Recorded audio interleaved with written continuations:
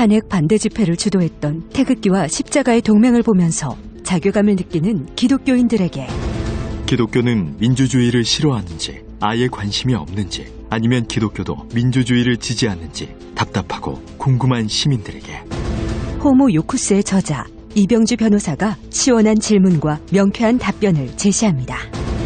박근혜 사태와 기독교의 문제, 기독교인들에게 민주주의는 무엇인가? 도서출판 대장간. 인생을 보고 세상을 보라. 롯데카드 무브컬처 라이프 사진전. 역사에 각인된 기념비적인 순간. 거대한 존재에 맞선 인류의 도전. 어두운 시대를 밝혀낸 20세기의 영웅들. 삶과 역사가 만난 그곳. 라이프. 생명이란 이름에 담긴 900만 장의 역사. 롯데카드 무브컬처 라이프 사진전. 예술의 전당. 소설가 황석영입니다. 2월 항쟁 30년이 되는 6월 10일 저 황석영이 마침내 출감합니다. 시간의 감옥, 언어의 감옥, 분단된 한반도라는 감옥에서 저는 언제나 자유를 갈망해왔습니다. 금기의 억압이 있다면 작가는 그것을 깨트리고 확인해야만 합니다. 역사를 바꿔낸 위대한 시민들께 제 이야기를 바칩니다. 황석영 자전 수인 문학동네. 새벽 2시에 깨어났나. 딱히 고민이 있어서 그런 건 아니다. 새벽 5시에 일어났나. 새벽 6. 아우, 이 인간이 잠도 못 자게 화장실을 들락거려. 남성 활력과 전립선 건강. 하루 한 알로도 충분합니다. 소팔메토, 옥타코사놀, 아연, 비타민 A, D, E까지 하루 영양 기준치 100%를 꽉 채운 메가셀 남자의 활력. 지금 바로 인터넷 검색창에 메가셀 남자의 활력을 검색해보세요.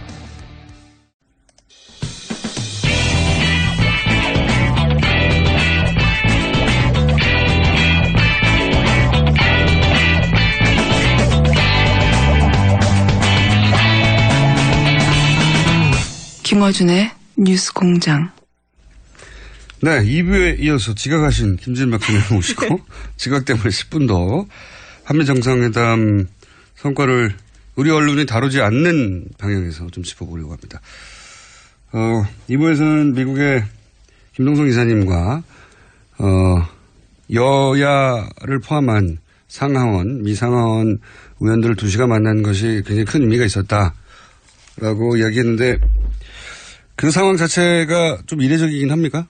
그렇죠. 보통은 이제 뭐 상하원 합동 연설 뭐 이런 거는 연설을 하는 건 예, 그런 건 있죠. 예. 그건 이제 사실은 공식 방문을 했을 때 이제 방문 여러 가지 레벨이 있잖아요. 근데 이번에 문재인 대통령 공식 실무 방문이었고 그럼에도 불구하고 합동 연설 해달라는 요청도 사실은 있었어요. 근데 우리 측에서 이제 안 하기로 결정을 했었고 개인적으로 좀 만나고 뭐 이런 건 있지만 간담회를 이런 식으로 이렇게 딱 잡아갖고 그것도 상당히 이제 지명도가 있는 의원들이 와서 전부 다 총출동을 해서. 2시간 동안 압박 면접하는. 그렇죠. 압박 면접이죠. 이제 누가 어떤 사람인지 좀 보자 자기들도 뭐 이런 거죠. 그 미국에서는 사실은 의회가 차지하는 위상이 워낙에 크기 때문에 우리가 상상하는 우리의 여의도를 상상하면 안 됩니까? 다르죠. 굉장히 다릅니까? 다르죠. 의회가는 미국 헌법을 보면은 1조가 의회예요. 의회에 관한 거예요. 그러니까 그만큼 제일 중요하다고. 국민을 대표하니까. 예. 그래서 대통령이 그래서 막 마음대로 하기가 조금 어려워요. 의회 권한이 우리보다 훨씬 세군요. 네. 그래서 의회를 상대하는 게 이제 중요한 걸 아는 이제 한인 사회에서 의회를 꼭 방문해서 이런 사람들을 만나라고 했는데 성사가 됐고, 그리고 결과는 나쁘지 않다 정도가 아니라 좋았던 것 같고. 자, 그럼 종합적으로 박사님이 보시기에 미국에서 공부했고 지금 미국 전문가로 활동하고 계신 박사님이 보시기에 한미 정상회담 잘한 부분 3가지 정도만 꼽자면요. 일단 이제 2부에서 말씀드렸던 그 공공외교 측면. 첫 번째, 장진호. 새로운 이제 문재인이라는 한국의 대통령이 어떤 인물인가 굉장히 좋은 이미지를 남기고 왔다는 것. 그게 굉장히 좋았던 것 같고요. 공공외교. 네. 두 번째는 지금 이제 북핵 문제를 해결하는 데 있어서 한국이 주도적인 역할을 하는 거를 지지를 한다는 게 공동성명 안에 들어가 있잖아요. 그렇죠. 예. 네, 그래서 굉장히 큰 성과라고 봅니다. 굉장히 큰 성과죠, 그거는. 사실 그게 이제 예전에 저는 1998년도에 클린턴 전 대통령하고 김대중 전 대통령 정상회담 때 그 얘기를 딱 했었거든요. 클린턴 전 대통령이 이제는 한국이 운전석에 앉아라. 미국은 이제 조수석에 있겠다. 표현을 그렇게 했죠. 운전석. 네. 그래서 그리고 거인이라고 표현하면서. 네. 그래서 이 내용을 김대중 대통령을 거인이라고 표현했다는 겁니다. 그렇죠. 김대중 거인의 어깨 위에 올라. 그러니까 가장 케미스트리가 좋았던 커플이었어요. 거기가 제가 보기에는. 근데 문재인 대통령이 또 요 부분을 굉장히 강조를 많이 했었어요. 선거 캠페인 할 때도. 워싱턴 포스트라든지 이런 외신 기자들하고 인터뷰를 할 때도 한국이 주도적인 역할을 해야 된다. 주도권을 가져야 된다. 너무 당연한 얘기인데 사실은. 우리 일인데. 말을 못하고. 홍길동 정도 아닌데. 그래서 그래갖고 그 부분이 굉장히 요번에 얻어냈다는 게 크다라고 저는 보여지고요. 운전석에 앉게 됐다 다시. 네. 지난 10년간은 북하고 미하고 직접 대화는 있었어도 그렇죠. 그렇죠. 그리고 최근 몇 년 사이에는 우리 채널은 없어졌어요 그냥. 그렇죠. 북한도 아무것도. 얘기를 안 하려고 그랬고 우리랑은. 대화 채널 자체가 없어져 버렸으니까요. 그리고 저는 이게 사실 되게 중요한 게 이번 정상회담이 사실은 미국과의 어떤 관계를 개선한다든지 좀 뭐 좋게 한다든지 물론 이런 것도 중요하지만 국내적인 메시지를 던지는 게 훨씬 더 크다고 봤어요. 그러니까 지금 떠나시기 전에 굉장히 많은 사람들이 우려를 표명한다는 거 많았잖아요. 한미 동맹 위기에 처했다. 네. 그리고 미국이 혹은 트럼프 대통령이 경로했다. 뭐 이런. 네. 그래서 문재인 대통령이 이제 후보 시절에도 불안하다라는 얘기들을 많이 이제 보수층에서 안보 했는데 문제에 있어서. 밑도 끝도 없이 그냥 불안하다라는 얘기를 굉장히 많이 했기 때문에 이번에 가서 트럼프 대통령한테 혼나고 올 거다라는 식으로 이제 막 그렇죠. 자꾸 분위기를 만들었단 말이에요. 근데 의외로 너무너무 훈훈하게 그리고 정말 정상스러운 대접을 받고 왔어요. 제가 보기엔 정상회담 있었던 것 중에서 가장 정상적이고 정상스럽게 대우를 해줬던 게 아닌가. 그래서 지금 이제 국내적인 정치적인 메시지로도 한미 관계에 전혀 문제가 없고 동맹 관계도 문제가 없고 안보 문제에 있어서도 굉장히 잘 이끌어 나갈 수 있다라는 메시지를 던졌다는 게 저는 가장 큰 의미가 있는 것 같아요. 미국 정치 지도자들한테는 내가 합리적이고 말이 되는 사람이란 그런 그렇죠. 이미지를 남겼고 국내적으로도 안보 문제에 대해서 태클 걸지 말라는 메시지를 미국 측의 워딩을 그대로 따서 사실은 미국이 이렇게 한대잖아. 우리가 하면 우리가 이 대화를 주도하는 게 맞다고 하잖아라고 하는 항상 사실 우리 보수 측에서는 미국의 인증을 받아와라고 주장하거든요. 미국이 싫어한다. 그렇죠. 미국이 화낸다. 근데 이제 그런 말이 나오기 어렵게 됐다는 점이 또 크다고 보신다. 또 하나는 뭡니까? 세 가지는 해요. 지금 세 가지 했는데요. 두 가지밖에 기억이 안 나는데. 첫 번째 공공외교. 개인으로서의 매력을 어필했다는 거. 그것도 굉장히 중요하죠. 그렇죠. 세 가지로 치죠. CSIS 방문했던 것도 괜찮았다고 이제 말씀하셨고, 자, 이건 어떻습니까? 이어서 나온 이야기가 이제 그 트럼프 대통령이 공동성명 발표 전에 그 사이에 FTA 만기가 다가온다느니 2주 전에 만기가 됐다느니 다 사실이 아니죠. 그게 만기가 어딨어요? 그러니까 재협상을 하고 있다느니 다 말도 안 되는 소리인데 이거 사실 말도 안 되는 소리를 우리 언론이 딱 보도해 줘야 되는데 어쨌든 왜냐면 만기도 없고 2주 전에 효력이 정지됐다는 것도 사실이 아니고 재협상을 하고 있다는 것도 사실이 아니고 사실은 트럼프 대통령이 실제 한미 FTA 내용도 모르고 있다는 거예요. 잘 모르는 것 같고요. 그러니까 5년에 한 번씩 리뷰는 해요. 이게 어느 정도 이제 잘 돼가 있는가 뭐 그런 건 하는데 만기는 아니고 재협상이란 말이 공동성명에는 안 들어가 있어요. 근데 본인이 그런 얘기를 했죠. 리니고시에이팅 하겠다 뭐. 근데 그걸 FTA를 정말로 재협상한다는 어떤 법적인 용어를 쓴 게 아니라 그냥 아는 단어 쓴 것 같아요. 제가 보기에는. 아니 FTA의 내용을 모르는 것 같습니다. 한미 FTA 내용. 잘 모르죠. 잘 근데 모르죠. 자기가 워낙 대선 기간 중에 이제 위대한 미국을 재건하겠고 그러면서 그 외로 한국과 FTA 얘기를 많이 했었고. 근데 한국 대통령 왔는데 미국 기자들이 그래 당신이 계속 대선 기간에 얘기했던 그 FTA 내용 물어봤냐고 재협상 했냐고 이걸 기자들이 물어볼까 봐 선수를 친 것 같아요. 그리고 이게 자동차 철강 이야기를 했잖아요. 굉장히 상징적인 거거든요. 그게. 근데 사실 지금 FTA를 보면은 일단은 미국이라는 나라가 FTA를 많이 하는 국가가 아니에요. 그러니까는 사이즈가 제법 있는 경제 국가하고 FTA를 했다면은 이제 나프타하고 우리나라, 호주 뭐 이런 정도거든요. 아니면 뭐 칠레, 뭐 요르단 뭐 이런 나라들이기 때문에 일본도 안 하고 중국도 안 하고 유럽 국가랑도 안 하고 그래서 이제 나프타하고 이제 항미 FTA를 자꾸 치는 거고. 그리고 이 무역이라는 게 결국에는 경쟁 우위를 가진 제품들을 서로가 이렇게 교환을 하는 거잖아요. 근데 미국이 우리한테 FTA를 통해서 경쟁적으로 우위를 가진 거는 자동차가 아니에요. 자동차를 팔아갖고 미국이 뭐 주력 산업으로 해갖고 이기겠다는 게 아니라 사실은 농산품을 많이 팔아야지 미국이 훨씬 더 이득이고 그리고 이제 새로운 지식산업 같은 거 있죠. 직접대상권이라든지 네. 의료 서비스, 뭐 법률 서비스 그리고 데이터, 약간 디지털 무슨 제품 같은 거.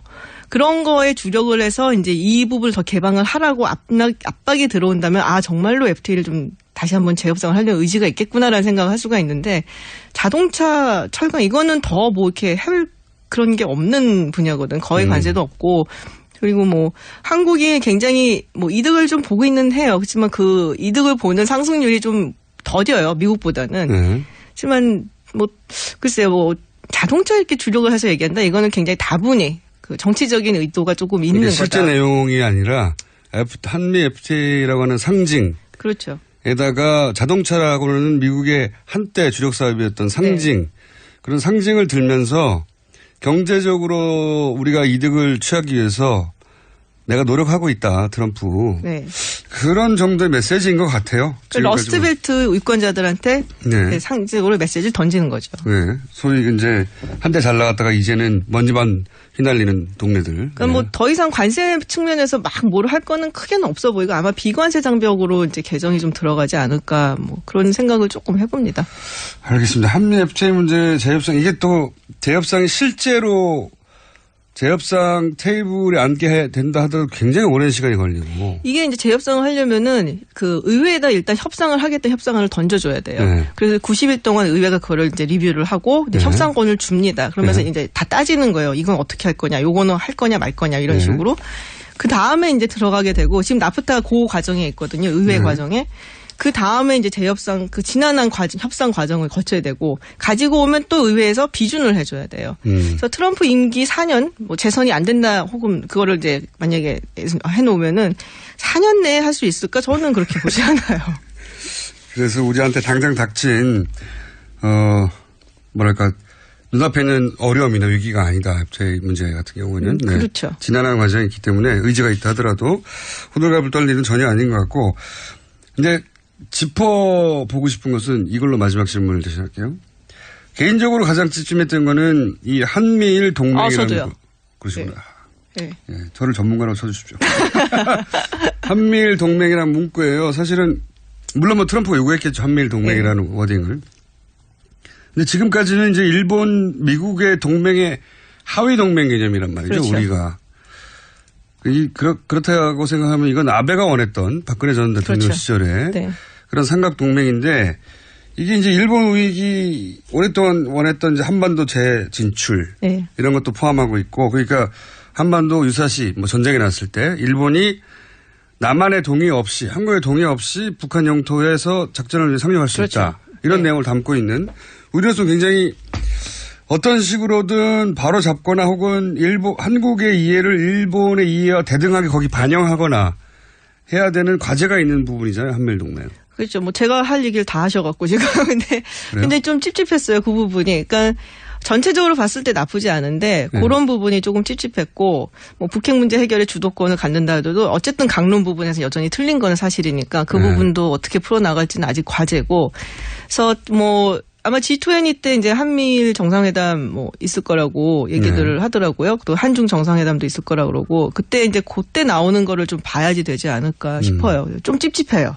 네. 한미일 동맹이라는 문구는 찝찝하고 네. 이 문구가 사실은 한국과 미국의 정상이 만났는데 네. 한미 동맹 얘기만 하면 되는데. 그렇죠. 지금 아베 총리가 좀 되게 좋아하고 있을 것 같아요. 저도 그 부분이 이거는 이제 거꾸로 짐작이긴 합니다만 일단 트럼프 미국 쪽에서 요구했던 문구일 것이고 네. 그러니까 한미 동맹은 한미일 동맹이라고 하는 더 큰 동맹에 종속되는 개념으로 이걸 지켜줘야 된다라고 그렇죠. 하는 근데 이건 뭐 우리가 빼다가 요구할 수가 없는 거니까. 그렇죠. 네, 이게 찝찝하고 이 부분은 이걸 뺄 수 없다면 이 한미일 동맹이 일본의 이해 정도 수준으로 우리 이해가 반영되게 고쳐 나가야 할 텐데 그럼 김준 박사님 그 일을 해낼 수 있을까요? 저는 그냥 미국만 하는 사람이라서 일본은 별로 이렇게 신경 쓰지 않은.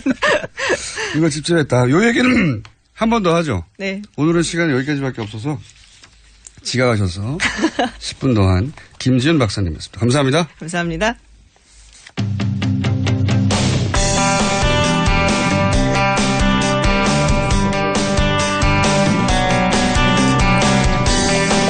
국민의당 진상조사단이 이유미 씨의 단독 범행이라는 잠정 결론을 내린 것으로 전해지고 있습니다. 네. 전남 고흥, 보성 장흥, 강진 지역구의 국민의당 황주원 의원 전화 연결 보겠습니다. 안녕하세요, 의원님. 네, 안녕하세요. 네, 안철수 전 대표의 면담 조사를 끝으로 자체 조사가 마무리된 걸로 아는데, 자, 잠정 결론은 이렇게 알려졌습니다. 네. 단독 범행이라고 어떻게 평가하십니까? 그런 것 같아요. 이유미 씨의 단독 범행이었고, 네. 조작한 사실도, 네. 윗선에서는 몰랐다, 뭐 이런 것 같습니다. 네. 그런데, 미디어 오늘에서 네. 여론조사를 했던데, 발표를 보면 6월 말 7월 초에 한 건데, 단독 범행일 거다라는 국민 여론이 13%예요. 그리고 당의 개입자가 더 있을 것이다라고 네. 믿는 국민 여론이 71%이더라고요. 그러니까 일반 국민 여론 민심과 저희의 잠정적인 결론 사이에 상당히 큰 격차가 있습니다. 네. 저는 그래서 좀 더 미진한 우리 자체 진상 조사에 미진한 부분은 없었나, 또 좀 더 신중하게 해야 된다. 그래서 지금 이제 아마 금명간 입장 발표를 하는 걸로 알려져 있는데, 저도 지금 오늘 조금 뒤 10시에 우리 긴급 의원총회가 있습니다. 네. 가서도 이런 얘기를 하려고 그러는데요. 어떤 일이 있을 때 자칫하면은 2번 죽는 수가 있다. 네. 이미 이유미 씨에서 이 조작이 이루어진 것, 대선 과정에서 그걸 저희가 이제 공표를 하고 그걸로 해서 공세를 취했던 것, 이걸로 이 사실이 밝혀지면서 우리가 이미 사죄를 했지만, 한번 뭐 표현이 그렇지만 이제 죽는 일을 했다면 그 뒤에 대처랄까 수습이랄까 여기에서 잘못하게 되면 국민 여론 민심의 의심을 증폭시킨다든가 이런 일이 있게 되면 한 번 더 상처를 입는 일이 있을 수 있다. 국민 여론이 이러이러함으로 조금 자성하고 자중자애하는 의미에서라도 성급해 보이는 자체 결론의 시도 하지 않았으면 좋겠어요. 그래서 서둘러야 할 이유가 없다. 공연한 오해와 불신 가중시키지 말자. 뭐 이런 얘기 해보려고 합니다. 그러니까 조사단의 자체 조사는 이루어졌지만 이 결과 발표는 검찰 수사 이후로 연기하거나 혹은 자체적 조사로 그냥 끝내자 이런 말씀이십니까? 저는 서둘러야 할 이유가 없는 것 같아요. 왜냐하면 만약에 검찰 조사가 우리의 자체 조사 결과와 일치한다면 다행이지만 만약 그렇지 못하다면 그때 또 저희가 감당해야 할 폭풍이랄까 역풍이 거셀 거란 말이에요. 그게 이제 번연히 예상되고 있고 지금 일반 국민들은 아까 말씀한 것처럼 70%의 국민들이 우리 이거에 대해서 신뢰하지 않고 있단 말이에요. 그렇기 때문에 단순히 그냥 미룬다기보다도 좀 더 철저하게 진상조사라는 게 이렇잖아요. 서로가 다 아는 처지에서 뭐 전화로 뭐 조사한달까 문의하고 또 만나서 물어보고 하지만 거기에 강제력 있는 수사권이 없는 상태에서 깊이 있는 제대로 된 진실을 파헤칠 수 있겠나 그런 한계가 있기 때문에 좀 더 신중하게 가야 된다. 저는 그렇게 봅니다. 알겠습니다. 안철수 전 대표는 이제 보도로는 이렇게 알려졌습니다. 본인은 이런 정국, 네거티브 정국을 답답해하고 그리고 이런 녹취록이 나온 것에 대해서도 도움이 안 된다. 이런 토로까지 한 걸로 이제 보도가 됐는데요. 그렇다는 얘기는 사실은, 이런 그 녹취록을 들고 하는 기자회견이나 이런 걸 사실상 반대 의견을 표했다. 이렇게 보여지는데. 박지원 대표도 당시에는 기자회견 전에는 알지를 못했다고 하고. 그러면 이제 공명선거 지원단 단위에서 안철수 전 대표는 이게 도움이 되겠냐 답답해하고 박지원 대표는 알지 못했는데 공명선거 지원당의 단장 초선 의원이 이용주 의원이 단독으로 이걸 밀고 나갔다. 이렇게 보기에는 좀 그러니까 녹취가 가짜였다는 건 몰랐다고 하더라도 적어도 이 건으로 기자회견을 한다는 것은 누군가 알고 지도부가 누군가 오케이를 했었어야 이게 했었을 것 같거든요. 그렇지 않습니까? 네. 그 대목이 좀 이해가 안 가는데. 글쎄, 저도 좀 아쉬운 대목이에요. 그래서 아마 이제 아까 말씀한 것처럼 국민 여론도 조금 이제 이해를 하지 못하고 있는 것 같고요. 누군가는 하라고 했을 거 아닙니까? 누군가는 그죠? 뭐 그렇죠. 결재가 있었을 거 아니에요. 이 중요한 문제를 그냥 이준서 전 최고위원의 개인적인 판단, 결재와 판단, 결정으로 또 몇 사람이 할 수 있는 문제는 저는 아니라고 봅니다. 그러나 이제 진실은 또 알 수가 없잖아요. 실제로 또 그랬을런지 안 했는지는. 그래서 이제 아까 말씀처럼 저희의 자체 입장과 국민 여론 사이에 이제 괴리랄까 격차가 있는 거, 이게 저희의 이제 고심이고, 여기에서 저는 안철수 전 대표이건 박지원 전 대표이건 무언가 그래도 이렇게 전혀 무반응으로 일관하는 것이 옳은 것인지 본인에게도 또 당에게는 물론이려니와 저는 조금 역시 유감스러운 부분이 있습니다. 박지원 대표는 이 건 관련해서 이제 본인은 몰랐다고 적극적으로 인터뷰를 여러 번 하셨죠. 언론을 통해서. 근데 안철수 전 대표는 몰랐다가 아니라 답답하고 이게 도움이 되겠느냐라고 하는 멘트를 했다는 걸로 봐서는 본인은 이런 어떤 그 녹취록 혹은 뭐 이런 네거티브 공방을 불편해하고 도움이 안 된다, 반대했다는 취지로 말한 것 같은데 후보가 반대하는 일을 계속 당연히 할 수는 없지 않습니까? 뭐 그런 걸 떠나서 어쨌든 간에 이 일이 이제 일파만파로 이미 커져 있잖아요. 국민적인 공분, 분노가 폭발하고 있는 시점이기 때문에 저는 지금이라도 아주 뭐 짧은 정도의 입장 표명, 예컨대 뭐 죄송합니다. 이유 여하를 떠나서 책임감을 느낍니다. 검찰 수사가 완료가 되면 여러분 앞에 서서 입장을 밝히겠노라고 이런 정도의 입장 표명이라도 저는 있어야 한다고 봅니다. 당의 중요 소속원으로서 당의 이처럼 가중된 위기 현실에서 뭐 초연해 있지는 않겠지만 적어도 무반응으로 있는 모습은 아까도 말씀했지만 당은 물론이려니와 본인에게도 결코 이롭지 못할 거라고 저는 생각합니다. 안철수 전 대표의 어떤 발언 타이밍을 이미 놓친 게 아닌가 이런. 좀 실기한 것 같아요. 사건 초기에 이제 바로 메시지를 내고 뭐 두 번째 메시지를 또 내더라도. 글쎄. 이제는 뭐 웬만한 발언으로는 수습이 안 되는 상황 아닌가요 지금? 그런 것 같습니다. 뭐랄까요 이제 아주 센 메시지가 나와야 되는데. 중학교 때 왜 배웠던 영어에 최상의 정책은 정직이다 하는 말 떠오릅니다. 지금 이 시점에서 저희 국민의당 저는 꾀를 찾으려 하거나 전략을 구사하려는 생각해서는 안 된다고 봅니다. 있는 그대로 정직하게 진실하게 내리는 민심의 소나기를 그대로 흠뻑 맞으면서 극복할 건 극복하고 또 단죄할 건 단죄하면서 새롭게 일어서려는 그런 의지 갖고 있어야 한다고 생각합니다. 안철수 전 대표가 이제 내놓을 수 있는 메시지가 예를 들면 뭐 국민의 부름을 받을 때까지 저는 뭐 정계를 떠난다 뭐 이런 수준인가요? 아니면 정반대로 뭐 재창당, 대혁신 이렇게 공세적으로 나가서거나 이렇게 양극단의 메시지밖에 내놓을 수 있는 게 없는 것 같아요. 단순한 사과라면 뭐 그거 하느라고 이렇게까지 오래 끌었냐고 또 비판을 받을 테니까 그리고 극단적 메시지밖에 남지 않지 않았을까요? 글쎄, 그건 잘 모르겠습니다. 제가 또 얘기할 그건 이제 안철수 전 대표 개인의 몫이기 때문에.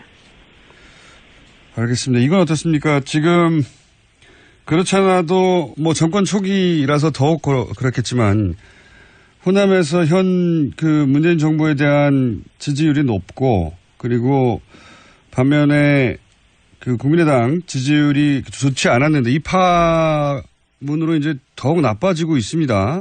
네. 최근까지 여론조사 상으로는. 네네.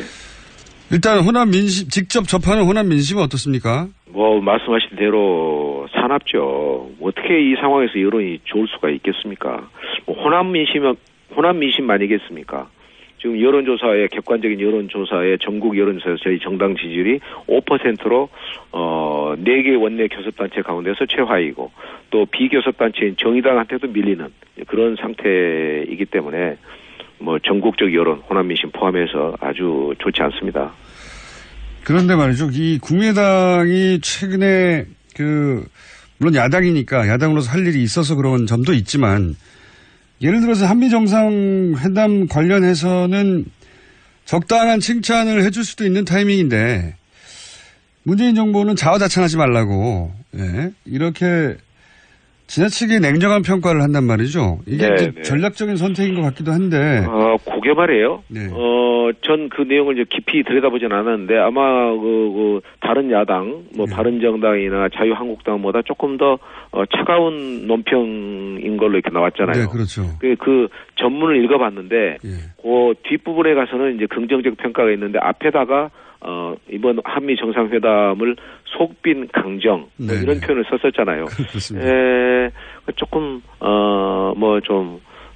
이번 한미 정상회담은 많은 우려를 안고 출발했지만 대체로 성공적인 회담인 걸로 지금 언론에서 보도 나오지 않습니까? 그런 점에서 그건 일부 언론에서 저희 그 대변인이었나 당 관계자의 그 논평의 전체를 그대로 하지 않고 일부만을 따오면서 조금 저희가 그런 데서 오해를 받고 있는 것 같습니다. 제가 이제 국민들의 뭐 한 70-80% 이런 높은 국민 지지를 받고 있는 것이고 그것은 뭐 의심의 여지가 없는 거예요.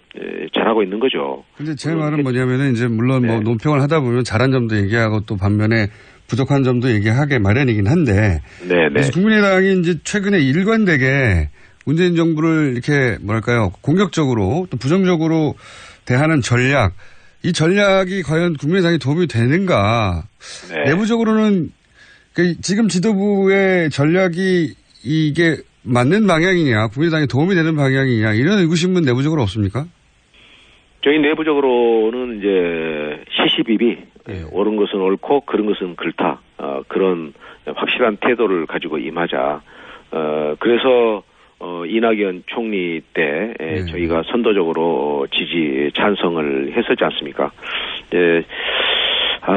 지금 이제 그 정치권의 문제인데 여야의 문제에 있어서 결국에 연대와 협치의 방식과 이 수위의 문제인데 이제 아마 일반 국민 여러분들께서 보실 때는 왜냐하면 70-80%의 국민들이 지지를 하고 있기 때문에 뭐 거의 그냥 좀 모든 걸 좀 협조해주면 좋을 텐데 하는 게 있을 겁니다. 그렇지만 또 구체적인 사안으로 들어가면 최근에 이제 김상곤 교육부 총리, 그다음에 조대혁 노동부 장관, 송영무 국방부 장관 인사청문회 다 보셨지 않습니까? 이런 결함과 문제점이 있는 사람들이 그대로 중요한 공직에 취임했을 경우에 괜찮은 것이냐? 우리 사회의 도덕적인 어떤 수준과 도덕의 엄격성을 유지한다는 관점에서는 어떠하냐? 이런 논의는 남습니다. 그래서 어떤 그 여당의 관계자 한 분은 저한테 이런 얘기를 하더라고요.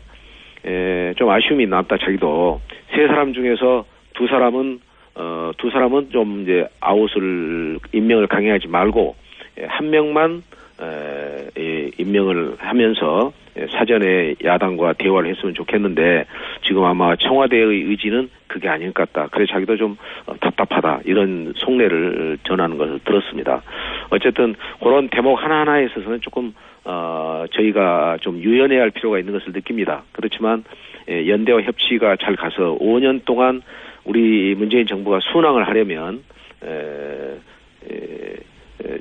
대통령과 청와대에서도 조금 어떤 데에서는 야당의 의견도 경청하고 처음에 대통령 당선되었을 때 야당 당사를 방문하셨잖아요. 네네. 그런 그 정신과 기조가 계속해서 유지가 돼야 됩니다.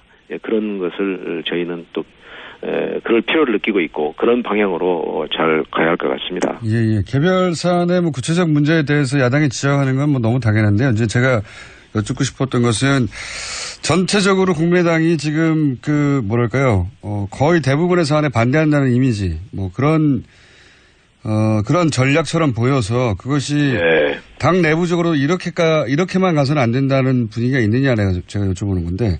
네네. 저도 개인적으로, 자유한국당, 또 바른정당과는 조금 다른 입장을 가지고, 국민의당이 잘 가야 된다. 객관성 높은, 좋은 심판관, 엄파의 역할을 잘 수행해야 된다. 예, 그런 생각을 가지고 있습니다. 알겠습니다. 그 이야기는 다음 기회에 다른 주제를 한번 모시기로 하고요. 마지막 질문 한 가지만 더 드리자면, 네네. 탈당 이야기도 많이 나오는데요. 네.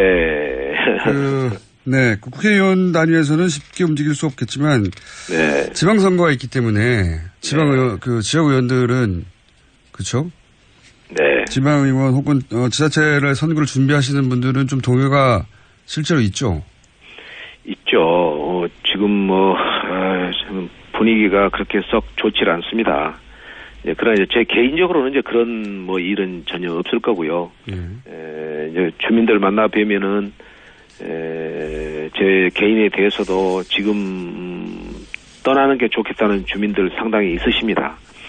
그러나 또 이제 다수의 당원들과 지지자들은 그렇게 가볍게 아직 처신하지 말고 이 일을 잘 마무리해라.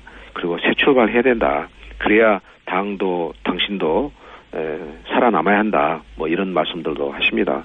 저는 아까 말씀처럼 진실과 정직의 토대에 의해서 우리 이 당을 새로 건설해야 한다는 그런 책임감을 느끼고 있습니다. 다만 이제 지역에 있는 지금 지방선거를 앞두고 있기 때문에 지방선거에 출마하려는 분들이 조금 흔들리고 있는 것, 동요가 있는 것 잘 보고 있고 그것이 참 가슴이 아픕니다. 혹시 합당의 가능성은 있습니까? 여기까지만 하고. 여기까지만 하고. 민주당과의 합당. 어떤 조건 하에서는 가능할 수도 있다. 아니면 어떤 조건에서는 불가능하다. 쉬운 얘기는 아닌데요. 네. 글쎄요. 굉장히 어려운 말씀이신데 정치의 세계에서는 내일 무슨 일이 일어날지 모든 일이 다 가능하기 때문에 그런 가능성을 아예 없다고 말씀을 제가 드리기는 어렵겠습니다만 지금으로서 가까운 장래에 그런 일이 일어날 가능성은 저는 거의 전무에 가깝다고 생각합니다. 알겠습니다. 오늘 말씀 여기까지 듣겠습니다. 감사합니다. 네, 감사합니다. 네, 지금까지 국민의당 황주홍 의원이었습니다. 또 떨어졌어. 너 또 입사 시험 봤어? 아니, 차량용 핸드폰 거치대 말이야. 여러 개 사봤는데 실패의 연속이야. 떨어지고 시야 가리고 운전석에서도 알고 좋은 거 없을까? 싼 것만 찾으니까 그렇지. 제대로 된 거 하나 사서 편리하게 쓰는 게 더 낫지. 그런 게 있어? 그럼 있지. 1, 2, 3 할 때 2. 힘 세다 할 때 힘. 2 힘. 2 힘? 2배로 힘이 세다는 건가? 네이버 검색창에 2 힘을 검색해보세요. 100년 이상 살 수 있는 장수 어종, 캐비아를 낳는 어종으로 더욱 유명한 철갑상어. 이 철갑상어를 진액으로 만들었다는데 그 이름하여 사랑어. 오메가3, 필수 아미노산, 각종 미네랄, 콘드로이친 등 100년 장수 철갑상어를 진액으로 한 컵에. 좋아. 철갑상어 진액 사랑어.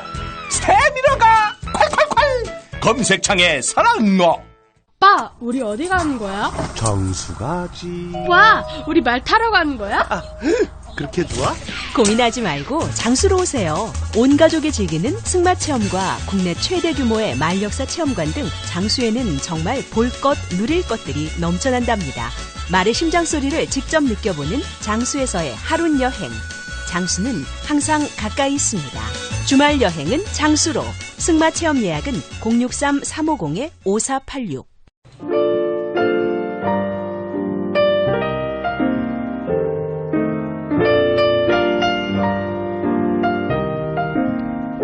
누가 멀리서 듣나? 이탈리아 고르곤졸라 라는 도시가 있습니다. 고르곤졸라 치즈만 있는 줄 알았더니 고르곤졸라 지역. 네. 그래서 듣고 계시나요? 스코틀랜드 에딘버러에서 듣고 있어요. 네. 미국 커네티컷주 댄버리에서 듣고 있습니다. 시차가 12시간. 시드니에서 듣고 있습니다. 현재 날씨는 영하는 아니군요. 영상 7.7도, 한겨울. 교통 상황은 나도 몰라. 헝가리 부다페스트에서 한밤중이라 교통정보는 모르겠고 창밖에서 고양이가 옵니다. 예, 앱으로 듣다 보니 고양이가 공장장 목소리 위협을 입은 게 아닌가. 자, 그 외에 김지원 박사님의 세 개 다 했잖아요 하고 정색하는 반응이 재밌었다고 문자 많이 왔네요. 누가 머리에서 듣나 계속 보내주십시오. 저희가 7월 중에 이 중에 단 한 분만 선정하려고 했는데 제일 먼 곳, 그 다음 먼 곳 뭐 이런 식으로 몇 분 연결할지도 모르겠습니다. 네. 고르곤졸라, 에딘버러, 부다페스트까지 오늘 나왔습니다. 여기까지 하겠습니다. 불친절한 AS였습니다.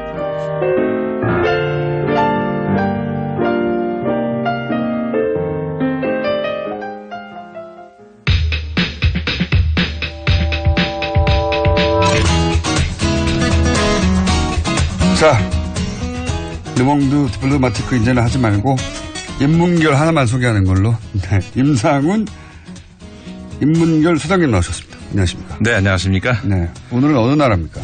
오늘은 일본으로 가볼까 하는데요.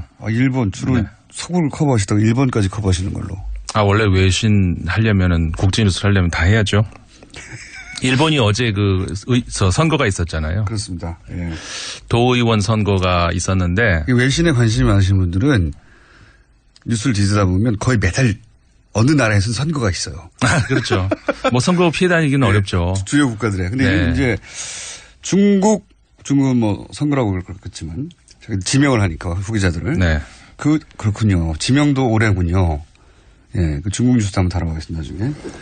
5년에 한 번씩 지명하는데. 자, 그리고 중국, 일본, 미국, 그리고 프랑스, 영국 이 정도는 거의 항상 커버하시는. 그렇죠. 선거가 있으면. 네. 지금 그 얘기 하시니까 생각이 나는데. 네. 지난주에 제가 말을 하다가 중간에 탁 끊기는 어떤 그랬었잖아요. 네. 기억 안 납니다. 네. 그래가지고 제가 이제 당황을 해가지고. 네. 인사도 못하고 그냥 그랬거든요. 네. 그 다음에 제가 문자를 많이 받았어요. 화났냐. 그 공장장 원래 그런 사람이니까 이해해라. 심지어 다른 방송 PD 한 분이 위로 우리 방송은 뉴스공장처럼 자르지 않습니다. 그 PD님에게 전해드립니다. 저희는 자릅니다. 자, 그래서 오늘은 자르지 마시고 네, 최대한 안 자르겠습니다. 네.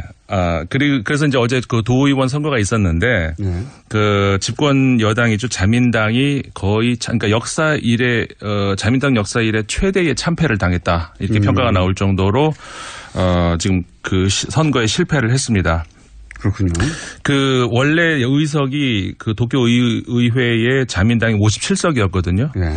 근데 이제 57석이면은 원래 이제 과반은 못 됐지만 제1당이었었죠. 그 전에는.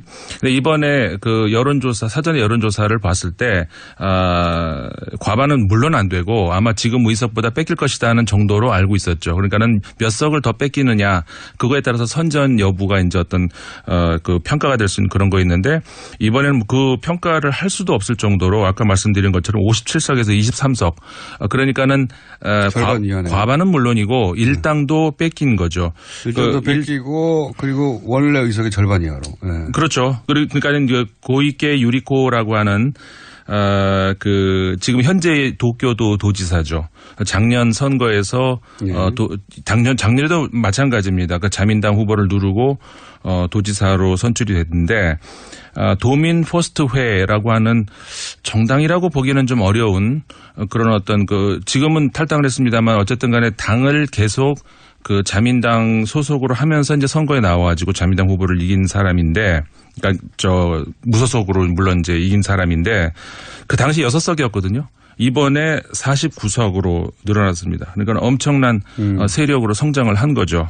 거기다가 이제 공명당이 원래 자민당하고 같이 이 중앙 무대에서는 공조를 하고 있잖아요. 연립 여당이잖아요. 근데 이 도쿄 도의회에서는 공명당이 고이케 유리코하고 같은 연립 형성을 해가지고 그 이외에 이제 무소속 몇 명 좀 합치고 이렇게 하면은 과반을 넘어서는, 한마디로 말해서 도쿄 도의회를 장악을 하게 된 거죠. 그렇군요. 네. 자, 지금 사실은 이렇게 된 것은 아베 총리가 학원 스캔들이죠. 네. 각해학원이었던가요? 예, 각해학원 부인은 물론 본인도 연루됐던 각해학원. 그거는 모리토모 학원이고. 그런가요? 두 개가 있어요. 각해학원은 뭐였죠? 그거는 이제 그 측근이라고 할 수 있는 그런 사람이 이제 연루가 됐다는, 그러니까 수혜를 봐줬다 이런 건데, 그 학교에 대학교에 수의학부를 그렇죠. 뭐 신설하는데 예. 뭐 개입했다. 그렇죠. 정치적 개입을 했다. 네. 맞군요. 그러니까 아까 본 문제는 모리모토 학원이었고. 네. 모리토모 학원 같은 경우에는 그 국유지 재산을 이제 팔았는데 10분의 1 가격으로 팔았다는 이걸로 말도 안 되는 그런 거. 근데 거기에 이제 학원이 스캔들이 두 개였습니다. 네. 두 가지가 있었죠. 이제 그것뿐만 아니라 지금 이번에 자민당이 이렇게 지지율이 폭락하고 있는 이유가 이제 몇 가지가 더 있는데, 예를 들어서 그 여성 정치인 2명의 어떤 뭐라고 할까요? 그 설화라고 할 수 있는 어떤 그런 것들이 또 굉장히 발목을 잡았어요. 이나다 도모미 방위상. 어떻게 보면은 아베 총리가 굉장히 차기로 밀고 있는 여성 정치인 중에 하나거든요. 항상 한참 부각됐었었는데. 근데 이번에 도의원 선거운동 과정에서 아주 하면 안 되는 큰 실수를 했습니다. 뭐 그랬죠? 제가 우리식으로 바꿔서 한번 표현을 해드릴 테니까 들어보세요. 이게 발언 수위가 어떤 정도인지. 예를 들어서 서울시의회 선거를 하는데 우리나라 국방장관이 나와서 우리 국방부도 목소리를 같이 했습니다. 민주당을 지지해 주십시오. 서울시의회 선거에서 이렇게 얘기를 했다고 가정을 해보십시오. 그러면은 서울시에서 어떤 반응? 우리 이 정치적으로 어떤 국방부 장관이? 네, 국방부 장관이 나와서 민주당을 지지해 주십시오. 네, 국방부의 이름으로 자유한국당을 지지해 주십시오. 네. 국민의당을 지지해 주십시오. 이게 말이나 되는 소린가요? 그런 얘기를 국방장관이 했다는 거죠. 그렇죠. 일본의 방위상이 이 얘기를 했단 말이죠. 네. 이거 당연히 그런 더 문제는. 그렇게 되면 당연히 어떤 책임을 물어야 되지 않겠습니까? 네. 우리나라 같으면 그렇게 되잖아요. 근데 책임을 묻질 않아요. 노무현 전 대통령은 그런 유사한 건으로 그것보다 훨씬 못 미치는 건으로 탄핵을 당했었어요. 그건 비교가 안 되는 거였죠. 네. 근데 이거는 탄핵이 아니라 그냥 장관 해임할 수도 있는 그런 것이고, 그렇죠. 뭐 어떤 이런 거 하나도 사과 발언도 없었고요. 어떤 야당에서 강력하게 이제 어떤 사과라든가 이상의 어떤 이런 것들을 요구를 하는데, 사과로 끝날 문제는 아니죠, 물론. 근데 요구를 하는데 전혀 듣질 않아요. 아베 총리가 어떤 사건이 발생했을 때 대응하는 방식이 사과를 거의 안 하거나 사과를 하더라도 살짝 하고 갑자기 북한 문제가 크게 터집니다. 맞아요. 근데 이게 북한 문제로 항상 위기를 탈출해 왔어요. 네, 맞습니다. 그래서 이제 우리나라보다 북핵 그다음에 북미사일에 대해서 더 심각하게 생각을 하는 나라가 일본이죠. 올해 안에 전쟁 나는 걸로 아는 일본인들 많았어요. 정치적으로 그거에 이제 현재의 자민당의 독주 구도에 굉장히 유리하기 때문에 이상하게 꼭 그렇게 자민당의 위기가 온다 싶으면 북한이 한 번씩 써주고 이렇게 되더라고요. 어쨌든 그런 것들이 전체적으로는 그러니까는 이 자민당의 지나친 독주가 빚어내는 이런 현상들이거든요. 그러니까는 사과를 할 이유도 없잖아요. 그리고 아까 이제 말씀드렸던 그런 이나다 방위상의 발언도 그렇고, 그다음에 도요타 마유코라고 하는 중의원이 있는데 여성 의원이에요. 40대에 굉장히 엘리트 의원 정치인으로 평가를 받는 사람인데, 자신보다 10살이 더 많은 비서한테 폭언을 하고 때리기까지 하고, 그렇게 머리 나쁘면 진짜 저희가 말을 할 수 없을 줄. 말을 해보세요. 네. 아니, 그거는 방송에서 하기는 부적절한 표현입니다. 그럼 부드럽게 좀 표현해 보시면요. 관둬라. 그렇게 머리 나쁘면 관둬라. 그렇게 머리 나쁘면 관둬라를 굉장히 자극적으로. 원색적인 그리고 소리까지 지르면서 차 안에서 그게 녹음이 됐어요. 그거를 혹시 당하는 사람이 휴대폰에 녹음 기능을 켜놓고. 그렇죠. 요즘 조심해야 됩니다. 그런 거 차 안이라고 함부로 하면 안 되고. 어쨌든 그거로 인해 가지고 이런 여러 가지 사건들, 그다음에 물론 정치적으로도 이제 소위 공모죄라고 해가지고 법을 날치기 통과시켰죠. 이게 굳이 따지자면 우리나라 옛날에 작년에 테러 방지법하고 비슷한 건데, 이게 옛날에 과거에 아주 옛날에 있었던 법을 그러니까 전쟁 이후에 미 군정에서 이걸 보고 이건 민주적인 법이라고 할 수가 없다라고 생각을 하면서 없앴던 법이거든요. 그러니까 어느 정도 수위인지 아시겠죠. 40년대 법을 이번에 거의 비슷하게 다시 이렇게 부활을 시킨 거거든요. 이런 것들이 전부 그러니까는 그냥 아나무인이에요. 전부 그냥 밀으면 되는 거거든요. 이게 이제 국민들이 염증을 느낀 거죠. 아베 총리가 해외에서는 그렇게 공격도 비난도 우리나라로부터 많이 받았지만 국내에서는 최소한 55% 이상의 지지율을 줄곧 유지해왔었거든요. 네. 근데 최근에는 여론조사에 따라서 30%대까지 떨어진 여론조사까지도 나왔습니다. 이렇게 되면 이제 본인의, 과업이죠. 외할아버지 때부터, 예. 헌법을 개정하는, 평화헌법을 개정하는. 네. 그 행보가, 제동이 걸리겠네요. 그렇죠. 우리한테 좋은 소식입니다. 제동이 걸릴 수밖에 없고, 다만 우려스러운 것은 일본 정치가 뭐라고 할까요?